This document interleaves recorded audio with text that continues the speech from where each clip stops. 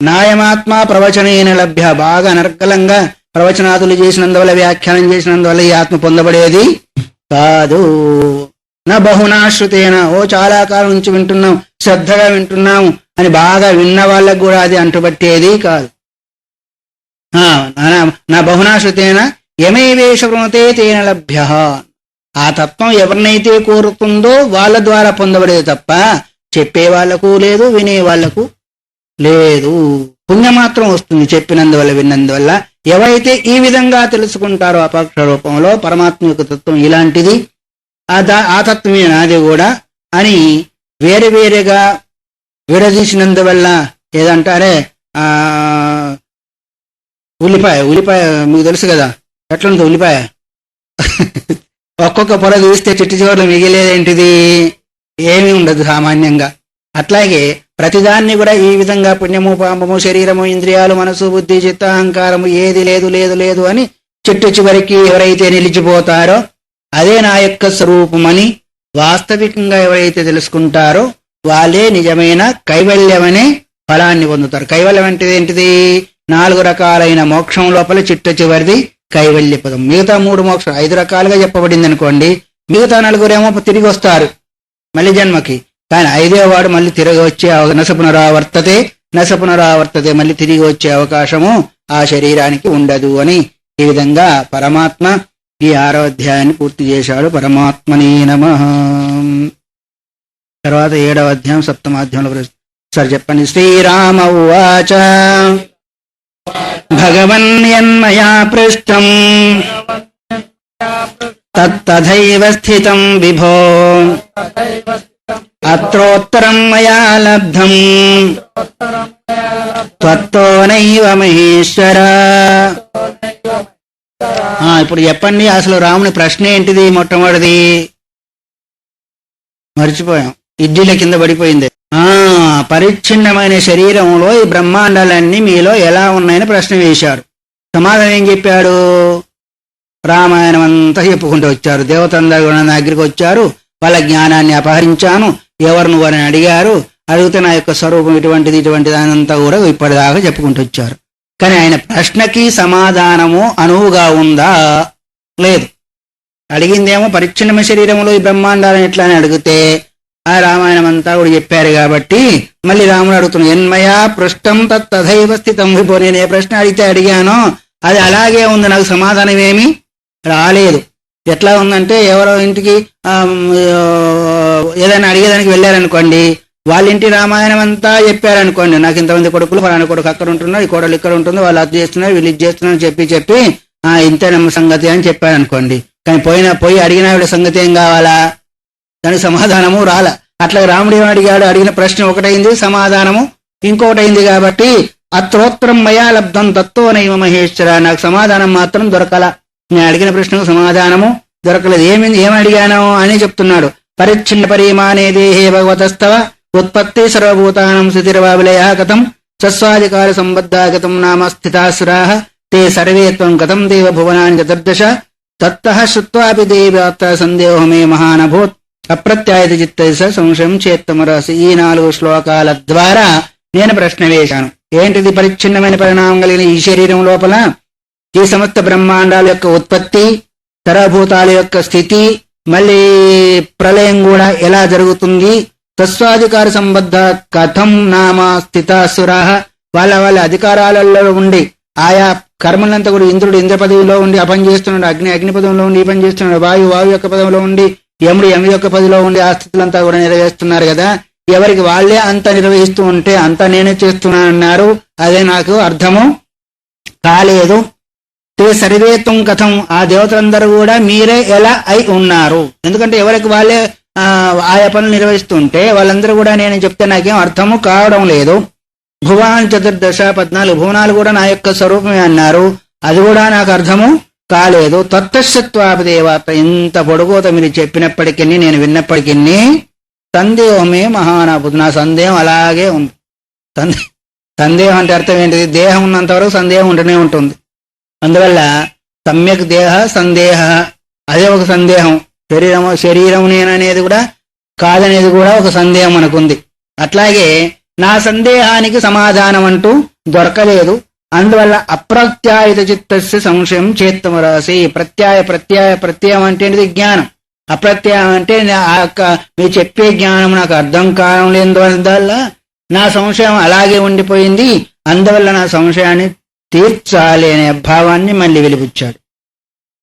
మొట్టమొదటి 6వ అధ్యాయం ప్రారంభంలో అదే వేశారు, మళ్ళీ 7వ అధ్యాయం ప్రారంభంలో కూడా అదే ప్రశ్నని వేశారు. ఇప్పుడు సమాధానం ఏమొస్తుంది చెప్తూ ఉన్నాడు. శ్రీ శివ ఉవాచ వటబీజేషు సూక్ష్మేపి మహావటతరుర్యథా సర్వదాస్తే అన్యథా వృక్షకుతాయాది తద్వదా. మీరు వినే ఉన్నారు, అమ్మగారు చెప్పే ఉంటారు, తర్వాత భూమాసంలో చెప్పే ఉంటారు. చిన్న బీజం, మర్రి వృక్షం యొక్క బీజం ఎంత ఉంటుంది? ఆవగింజ కంటే కూడా చిన్నగానే ఉంటుంది. కానీ వటవృక్షం ఎంత పెద్దగా ఉంటుంది? విశాలంగా ఉంటుంది. మీరు అది బుద్ధగా పోయినట్టయితే చాలా విశాలమైన మర్రి వృక్షం కనిపిస్తుంది. మరి ఆ మర్రి వృక్షము ఈ గింజలోంచి వచ్చిందా, లేదు రాకుండా ఉందా? ఆ గింజలోనే ఇంత చెట్టు ఎట్లా ఇముడు ఉంటుంది? ఒకవేళ లేదంటావా ఎక్కడి నుంచి వచ్చేసింది? ఉందంటావా దాన్ని పగలగొడితే మనకు కనిపించదు. ఉన్నట్ట లేనట్టే ఎట్లా ఉన్నట్టు ఉంటే కనిపించాలి కదా. పగలగొట్టామా వృక్షాన్ని, ఆ గింజని పగలగొట్టాము. అదే సమాధానం చెప్పబోతున్నాడు కదా ఇప్పుడు. అక్కడ పగలగొట్టినట్టయితే మనకేం కనిపించదు. సుసూక్ష్మేపి మహావటవు తరుర్యథా వట బీజే. అతి సూక్ష్మాతి సూక్ష్మైనప్పటికీ బీజము, దానిలో ఈ తరు అంటే ఈ మహావట వృక్షము దానిలో నిండి ఉంది. సర్వదా స్థే అంటే ఎప్పుడు ఉండే ఉంటుంది, లేకుండా ఉండేదానికి వీలు లేదు. వృక్ష కుతాయతి తద్వద. ఒకవేళ లేదు అంటే ఎక్కడి నుంచి వచ్చింది అది? అక్కడ దాకా పోతున్నారు. మనకు మాతాపితృల మాలిన్యంలో ఇవన్నీ ఉన్నాయా? ఎముకలు, ఎంటకలు, గోళ్ళు, పండ్లు, గిన్లు అన్ని మనకు కనిపిస్తా ఉన్నాయా? కనిపించం. మరి లేదంటే వచ్చేసింది ఈ బొమ్మ. మరి బొమ్మ ఉందా అంటే ఆ మాలిన్యంలో మనకు కనిపించదు. లేదా అంటే కనిపించడం లేదు. ఈ శరీరం కనిపిస్తుంది, మరి ఉందా అంటే అక్కడ ఏం కనిపించడం లేదు. అలాగే ఈ బీజం లోపల వృక్షం ఉందా అంటే కనిపించడం లేదు. ఒకవేళ అన్వయ వ్యతిరేకాలు చేసుకునగలిగితే అప్పుడు కూడా వస్తుంది. బీజం ఉంటే వృక్షం కారణం ఉంటే కార్యం ఉంటుంది. కారణ సత్తే కార్యసత్వం, కారణాభావే కార్యాభావ అని న్యాయశాస్త్రంలో ఒక వాక్యం ఉంది. కారణం ఉంటేనే కార్యం ఉంటుంది, కారణం లేకుంటే కార్యము లేదు అని. అట్లాగే ఇక్కడ కూడా బీజం అనేది ఒక కార్యం మనకు కనిపిస్తూ ఉంటే దానికి కారణం ఏదో ఒకటయ్యి ఉండాలి అన్న కదా.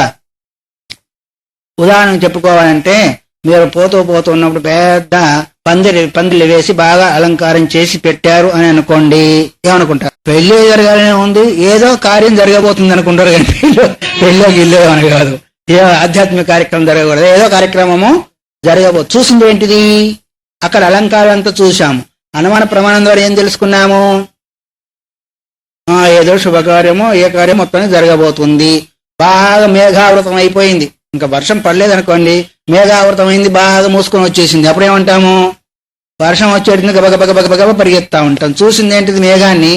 అనుమానం చేసింది ఏంటిది? సరే, మీరు చూసిన దగ్గరే అదంతా కూడా అయిపోయి చిందరవందరగా అయిపోయింది అనుకోండి, మీరు అలంకారం చేసిన ఆ స్థలం అంతా కూడా. అప్పుడేమనుకుంటారు?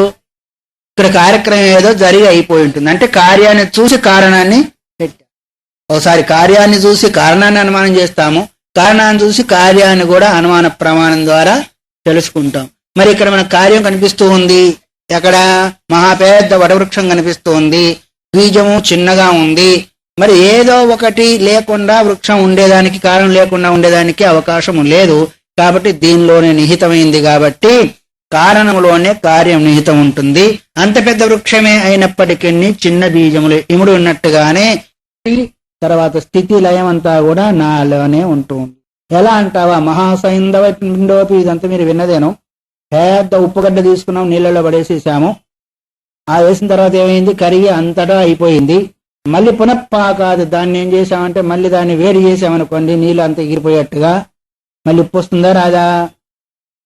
మీరు తినే ఉప్పు ఎక్కడి నుంచి వస్తా ఉంది? సముద్ర నీళ్ళంతా కూడా బయట పెట్టేసి ఒక మళ్ళల్లా అటు పోతా ఉంటే చీరాలు అక్కడంతా కూడా బాగా కుప్పలు పోసి కనిపిస్తా ఉంటుంది. ఆ మళ్ళు చేసి నీళ్లు పోసి బాగా ఎండబెట్టేస్తారు. ఆ ఉప్పు అంతా కూడా రాసులుగా పడుతూ ఉంది. నీళ్ళలో ఉన్నప్పుడు కనిపించిందా? కనిపించలే. కానీ నీళ్ళను ఎగరబెట్టిన తర్వాత కనిపించింది. అట్లాగే ఇక్కడ కూడా ప్రళయ సమయంలోనూ నా యందు ఉంటుంది, సృష్టిలో బయటికి కనిపిస్తూ ఉంటుంది. ఉప్పును అందులో వేసి నీళ్ళలో వేసినప్పుడు కరిగిపోయింది, వేడి చేసినప్పుడు కనిపించింది. మళ్ళీ నీళ్ళలో వేస్తే మళ్ళీ కరిగిపోయింది, మళ్ళీ వేడి చేస్తే. అట్లాగే ఈ ప్రపంచాలన్నీ కూడా నాలోనే లయమవుతున్నాయి, నాలోనే మరి నా నుంచి పుడుతూ ఉన్నాయి. ఎలా అంటావు? ఇంకోటి, ప్రాతప్రాతర్యథాలోకో జాయతే సూర్యమండలాత్ ఏవం మతో జగత్సర్వం జాయతే అస్తి విలీయతే మయ్యేవ సకలం రామ తద్వజ్జానీహి సువ్రత. పొద్దున్నే సూర్యోదయం అయిందనుకోండి, సూర్యోదయం కాగానే సమస్త బ్రహ్మాండాలన్నీ పుట్టాయంట. పుడతాయా? వాటి పనులన్నీ చేసుకుంటున్నారు లేదా? సూర్యోదయం కాగానే ఎవరెవరి పనులు కాగానే ఆ పనులన్నీ కూడా చేసుకుంటున్నారు. సూర్యాస్తమయం కాగానే మళ్ళీ ఎక్కడికక్కడ ప్రళయ రూపంగా అంత నిశ్శబ్దం అయిపోతుంది. ఎలాగో ప్రాతర్ యథాలోకో జాయతే, ప్రతి ప్రొద్దున కూడా ఎట్లాగైతే లోకాలన్నీ ఉత్పన్నం అవుతున్నాయో ఎక్కడి నుంచి? సూర్యమండలా, అంటే ప్రతి జీవి కూడా సూర్యప్రకాశాన్ని ఆధారంగా చేసుకొని వాళ్ళ పనులు చేసుకుంటూ మళ్ళీ సూర్యప్రకాశం పోగానే మళ్ళీ ఆ పనులన్నీ ముగించుకుంటూ ఉంటారు. అట్లాగే సమస్త లోకాలంతా కూడా జగత్సర్వం జాయతే మత్తః అస్తి విలీయతే, నా నుంచే పుడుతూ ఉన్నాయి, నా నుంచే స్థితి వదిలి ఉంటాయి, నా ఎందే లయమవుతూ ఉన్నాయి.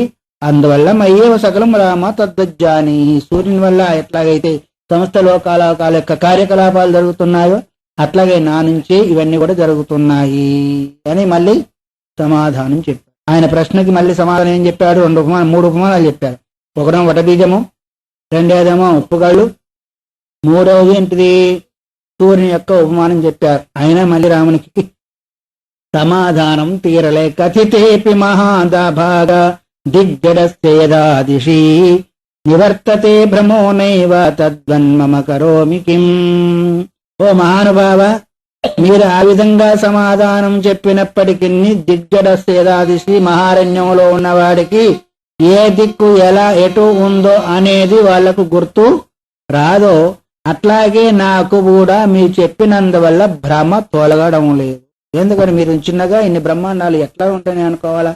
చెట్టు విత్తు దగ్గరనో నాకు అనుభవానికి వస్తుంది, నేను పెడుతున్నాను, అది మొలుస్తా ఉంది, మహావృక్షం అవుతోంది, బాగానే ఉంది. కానీ మీరు చెప్పినప్పటికీ భ్రమచేత ఒకటి ఇంకోటిగా కలిగిందనుకుంటే ఎట్లాగైతే నువ్వు ఒకటికంట ఒక జబ్బు చేసింది. ఏం జబ్బు చేసింది అంటే, ఒక వస్తువును చూస్తే 2గా కనిపిస్తున్నాయంటే వాడికి. మంచిదే కదా, ₹1 చూస్తే ₹2 అంటే ఉండే ఒకరైతే ₹2 సంతోషిస్తాడు. డాక్టర్ దగ్గరికి పోయి మందు తీసుకోవాలనుకున్నాడు. డాక్టర్ దగ్గర పోయి డాక్టర్ గారు పిలిచాడు. ఏమయ్యా, ఏదో జబ్బు చేసిందండి. ఏం జబ్బయ్యా అంటే, ఒక వస్తువు చూస్తే 2 కనిపిస్తున్నాయండి అని అంట వాడు. అంత ఆ మాత్రం కొరకు 3 రావాలటయ్యా అన్నాడు వాడు. అంటే వాడికి ఒకరిని చూస్తే 3 కనిపిస్తున్నాయి. అది చూసేవాడికి డాక్టర్కి ఒకరు చూస్తే వాడే డాక్టర్, ఈయన రోగి. అందువల్ల ఈ మాత్రం కొరకు 3 రావాలట అన్నాడు. అదంటే వచ్చింది ఒక్కనే కదా అంటే, నువ్వు నాకు 3గా కనిపిస్తున్నావు. అట్లాగే భ్రమ, అది నేత్రదోషం చేత భ్రమ ఎట్లయితే కలుగుతుందో అట్లాగే అది సహజంగా కొన్ని కలుగుతూ ఉంటాయి. మనం బస్సులో పోతా ఉంటే చెట్లు గుట్టలన్నీ పరిగెత్తా ఉంటాయి కదా, అడుగుతాయి లేదా? చెట్టు గుట్టలు పరిగెత్తున్నాయా, మీరు పరిగెత్తున్నారా? బస్సులో మనం పరిగెత్తుతా ఉంటే అవి వెనకకు పరిగెత్తాం, మనం ముందు పరిగెత్తా ఉంటే వెనక పరిగెత్తున్నట్టుగా అనిపిస్తుంది. అదేంటిది? వేగం అనే దోషం. అట్లాగే మేఘాలు పరిగెత్తుతూ ఉంటే చంద్రుడు సూర్యుడు పరిగెత్తినట్టుగా అనిపిస్తూ ఉంటాయి, చూసే ఉంటారు మీరు అప్పుడప్పుడు కదా. అక్కడ పరిగెత్తేది ఎవరు? మేఘాలు. కానీ ఎవరు పరిగెత్తినట్టు కనిపిస్తున్నాయి? సూర్యచంద్రుడు పరిగెత్తినట్టు. అక్కడ భ్రమ, అది అక్కడ కూడా వేగం అనే దోషం. అట్లాగే దూర కొండలు ఏమంటారు? అవి నునుపుగా ఉంటాయి ఎక్కడన్నా, కానీ దూరంగా చూస్తే నునుపుగా ఉంటాయి, దగ్గరికి పోతే ఇంత రాళ్ళు ఉంటాయి, చెట్లు ఉంటాయి, ఏమేమో ఉంటాయి. అది దూరత్వ దోషం. ఇది వేగత్వ దోషం. దోషం చేత ఈ విధంగా కనిపిస్తుంది. అట్లాగే అరణ్యంలో ఉన్నవానికి ఇది దిశల యొక్క దిక్కుల యొక్క భ్రమ ఎట్లయితే కలుగుతుందో, మీరు ఇన్ని రకాలుగా చెప్పినప్పటికీ నా భ్రమ మాత్రము ఎట్లా ఉందో అట్లాగే ఉంది, ఏమాత్రం కూడా తీరడం లేదని మళ్ళీ ప్రశ్న వేస్తూ ఉన్నాడు రాముడు. శ్రీ శివ ఉవాచ, మళ్ళీ చెప్తూ ఉన్నాడు. మయి సర్వం యథా రామ జగతే తచ్చరాచం వర్తతే తద్దర్శయామి నష్టం క్షమతే భవాన్. ఈ గొడవ అంతా కూడా అడగడం చెప్పడం ఆయనకి విసుగొచ్చేసింది. ఎవరికి? శివుడికి విసుగొచ్చేసింది. ఎన్నిసార్లు చెప్పినా, ఎన్ని ఉపమానాలతో చెప్పినా, ఇది మందబుద్ధికి కొట్టి తిట్టి ఎన్ని చెప్పినా అని వాడికి రాదో.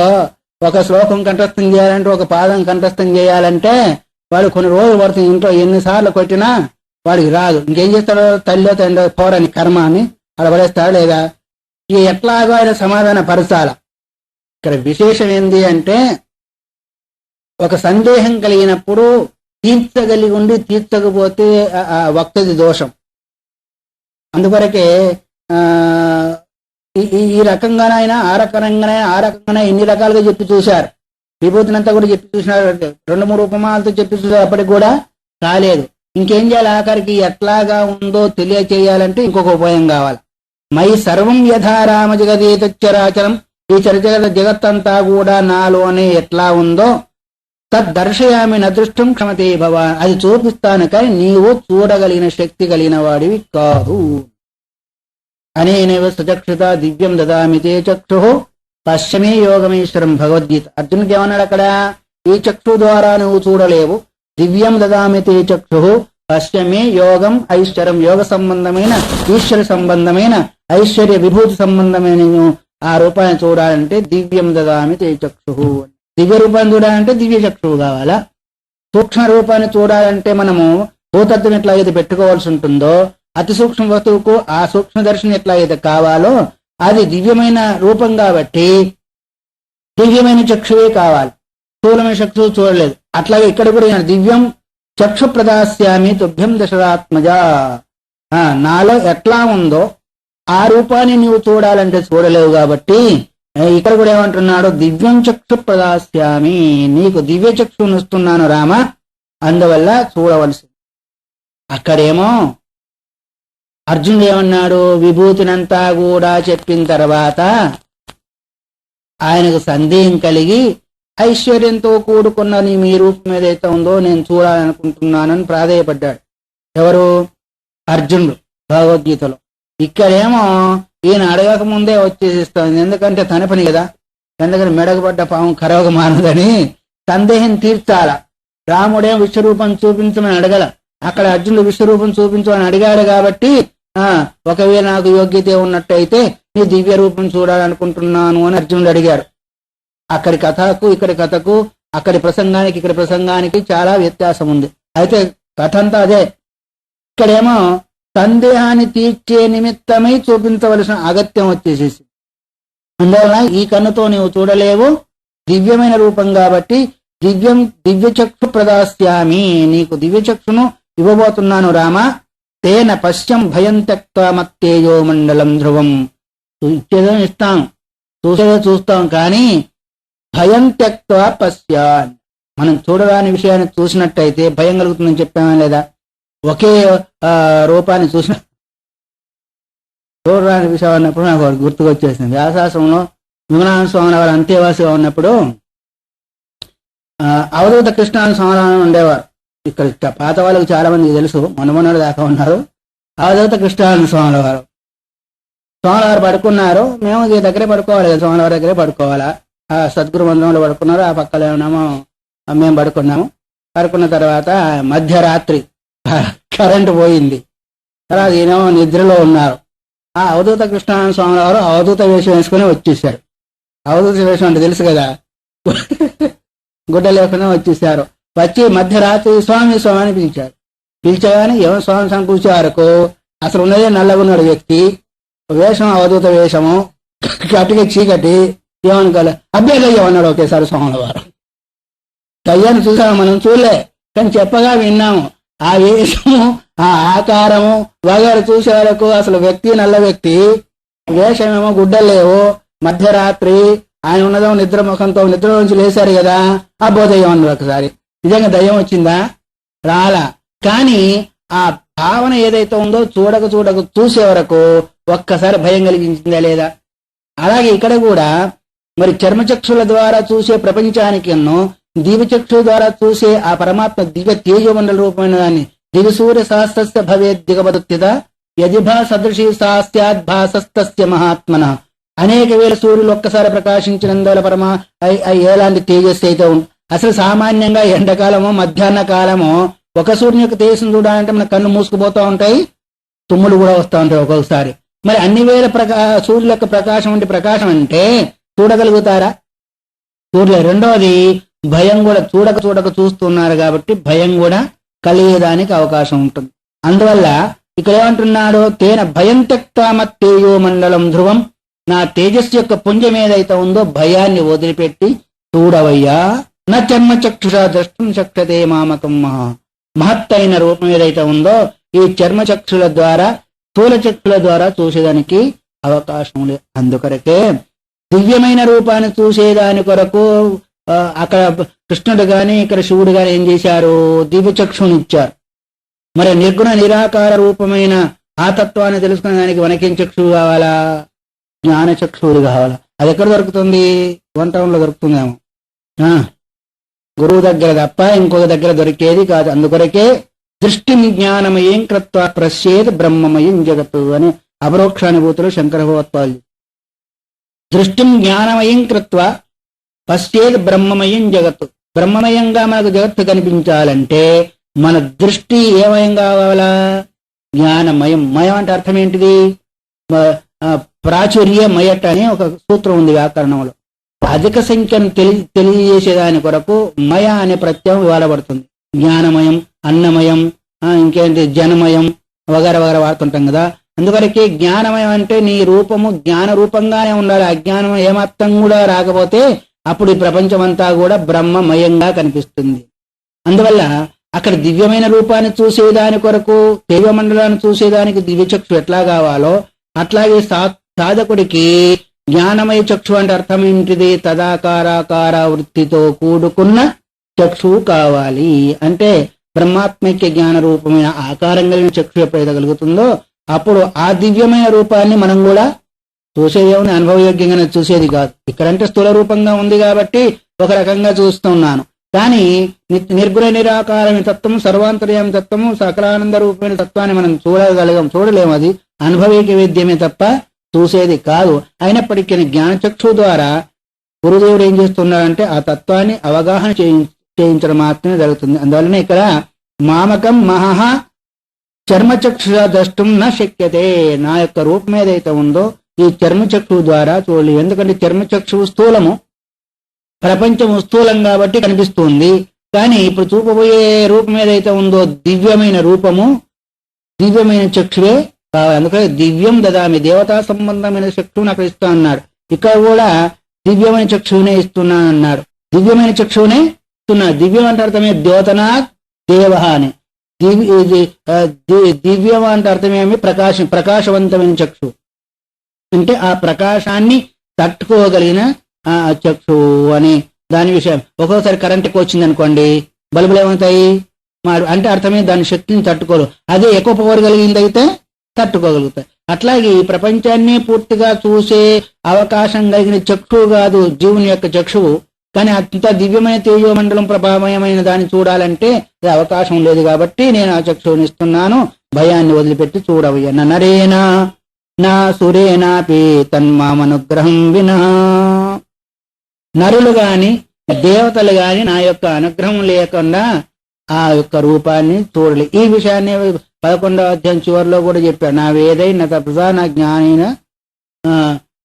అనే విషయాన్ని 11వ అధ్యాయం చివరిలో కూడా చెప్పేదాన్ని కాను. ఏది చెప్పినా, ఎక్కడ చెప్పినా, ఎలా చెప్పినా విషయం అంతా ఒకటేను, కానీ అవగాహన చేసుకున్న దానిలో తేడా ఉంటుంది. వల్ల ఇక నరులు గాని తురులు గాని తన మామగా అనుగ్రహం వినా, భగవంతుని యొక్క అనుగ్రహం లేకుండా ఆ రూపాన్ని మంచు. అందుకొరకే నా దేవైన తపస అన్నాడు. అక్కడ దేవతల చేత గాని నా వేదైన తపస నా జ్ఞాన ఏంటది శ్లోకం ఎక్కడిది ఇక్కడ నా వేదైన తపస నా దానైన చ యజ్ఞాల చేత గాని దానాల చేత గాని ఇంకా దేవతల చేత గాని దేని చేత కూడా ఈ రూపాన్ని శక్యం అశక్య అన్నారు. ఇక్కడ కూడా దేవతలు చూడలేరు, నరులు కూడా చూడలేరు. నరులు ఎందుకు చూడలేరు అంటే పుణ్యపాప మిశ్రితమే స్థూల చక్షువు కలిగిన వాళ్ళే కాబట్టి చూడలేరు. మరి దేవత ఎందుకు చూడలేరు, పుణ్యాత్ములే కదా వాళ్ళు అంటే పుణ్యభోగాన్ని చేసే వాళ్ళే తప్ప ఇలాంటి దివ్య రూపాన్ని వాళ్ళు కూడా చూడలేరు. కాబట్టి అది ఎవరి కావాలా, మామకం అనుగ్రహం విన, నా యొక్క అనుగ్రహం తప్ప ఇంకా దానికి చూసేదానికి ఎవరి యొక్క అవకాశము లేదు.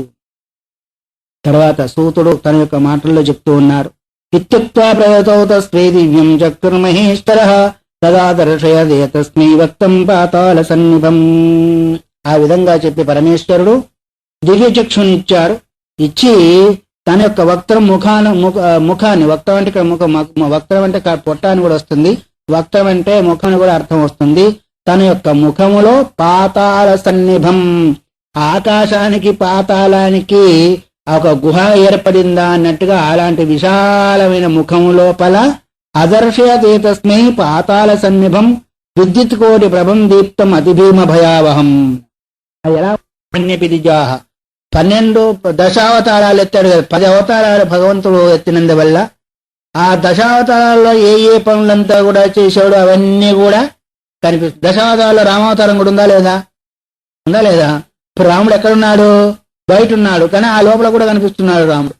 అంటే తను తానే అద్దంలో తన ముఖాన్ని తాను చూసుకున్నట్టుగా విష్ణువు యొక్క దశావతారాలు, ఆ దశావతారాల ద్వారా చేసిన క్రియలు అవన్నీ కూడా తత్కర్మాణి ద్విజ పరాభవాశ్చ దేవానాం, దేవాసుర సంగ్రామంలో దేవతలకు పరాజయం కలిగి దేవతలంతా కూడా పారిపోయినట్టుగా పురదాహం మహేషుతో త్రిపురాసుర సంహారాన్ని ఎవరు చేశారో పరమశివుడు చేశాడు లేదా?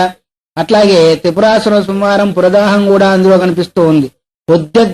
ఉత్పద్యమాన అనుత్పన్నా సర్వానాపి వినశ్యత, పుట్టబోయేవి పుట్టినవి కూడా నశించేటివి కూడా కనిపిస్తూ ఉన్నాయి ఆయన యొక్క ముఖంలో. అంటే ఎవరైపోయిన బ్రహ్మాండాలు విలయము, మళ్ళీ బ్రహ్మాండాల యొక్క సృష్టి స్థితి ఇవన్నీ కూడా ఆ ముఖంలో ఆయనకు కనిపిస్తున్నాయి.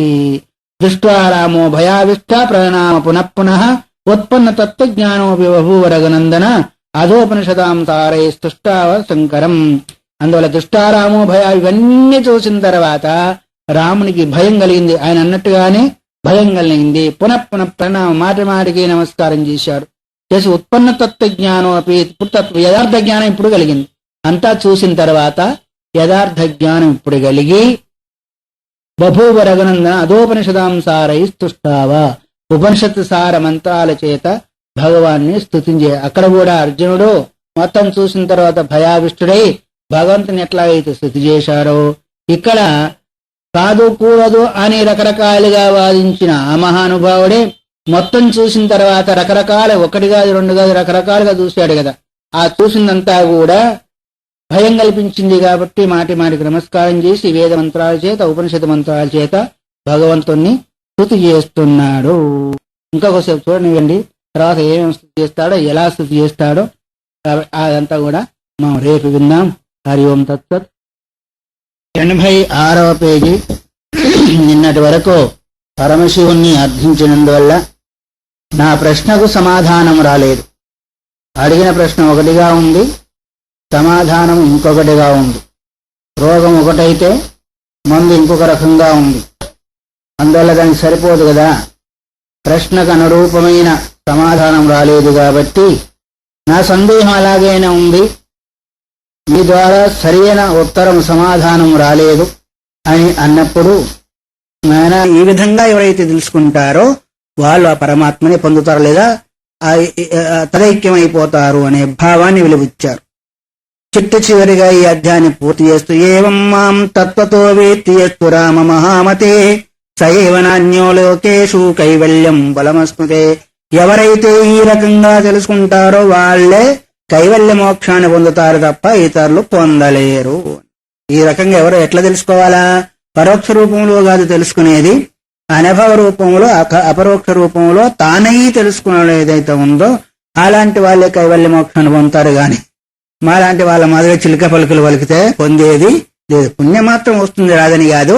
కానీ అందుకొరకే నాయమాత్మ ప్రవచనేన లభ్య నా మేధయ నా బహునా శృతేన యమైవేష వృణతే తేన లభ్య తస్తేషాత్మా వృంతిగే స్వాం అని కఠోపనిషత్తులో ఒక మంత్రం వస్తుంది. మీరు వినే ఉంటారు, బహుశా వినబోతారు. నాయమాత్మ ప్రవచనేన లభ్య, బాగా అనర్గళంగా ప్రవచనాదులు చేసినందువల్ల వ్యాఖ్య